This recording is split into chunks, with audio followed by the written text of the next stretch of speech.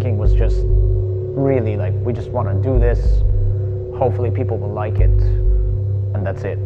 We just wanted to throw a festival. I didn't look at the party culture, I looked at the couch culture, like who's not going out?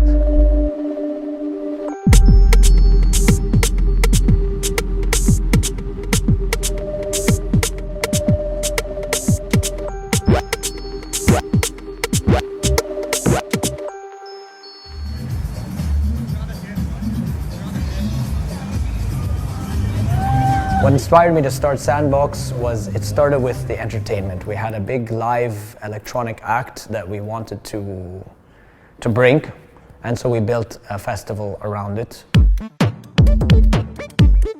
Sandbox in the beginning was a one-day festival twice, and then it moved in 2015 to Gouna again as a 3-day format.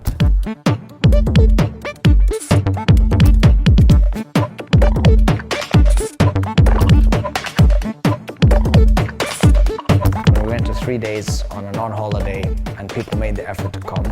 That's kind of when we saw a lot of the potential of what was going on.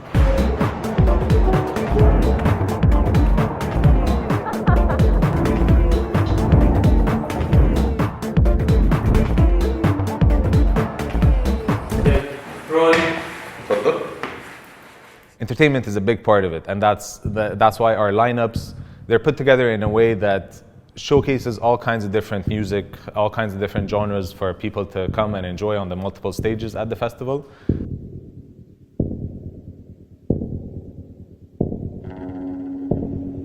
But for me, it's the other elements.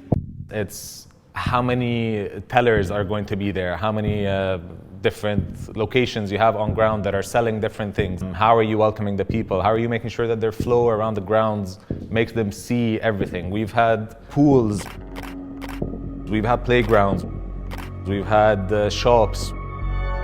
We've had a lot of things at Sandbox, and you want everyone that goes to Sandbox to see everything there.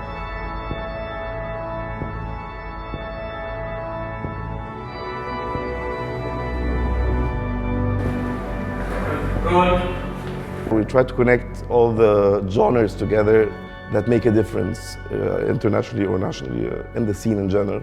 We look at the people who push themselves as artists, who push the scene one way or another. In 2016, we booked Monolink at Sandbox before, he was big and anyone knew, and it was one of the most special sets.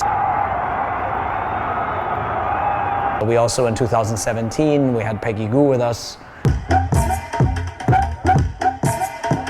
Peggy Gou was, at the time, starting to break out, but still nowhere near her levels right now. There was Dennis Solta, who's now also blown up. And for us, that's the interesting thing, right? Like making a lineup where you know that you've got people on their way up. Like right before that, right? Just at the curve, right before they go up, we're hoping to, catch these people on their way up. Do you remember your first Sandbox? I remember my first Sandbox. أكيد I remember my first Sandbox. What was it and how was it like? It was overwhelming. I had never been to a festival. فبالنسبة لي I don't want to miss a moment. I'm there from أول ما الباب ساعات أصلا قبل ما الباب يفتح بوقف. هو ده مش ساعات، هو بتبقى كده الباب لسه ما فتحش أنا واقفة مستنية. I'm ready. I'm ready to party. Science opened up the door.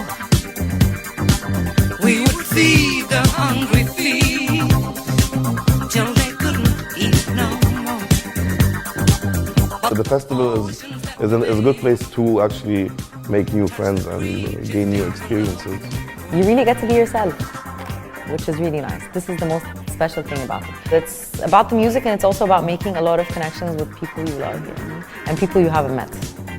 Lots of amazing memories that actually stay with you. It's very hard to explain. It's something that you would rather feel and experience. The special moments for me in Sandbox are always the sunsets.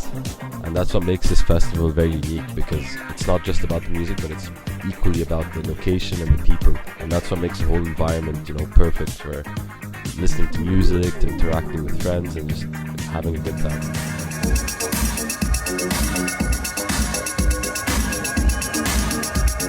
One of the big things I'm excited about this year in Sandbox is finally, it's been a dream of mine to have a segment in Sandbox that's very focused on live.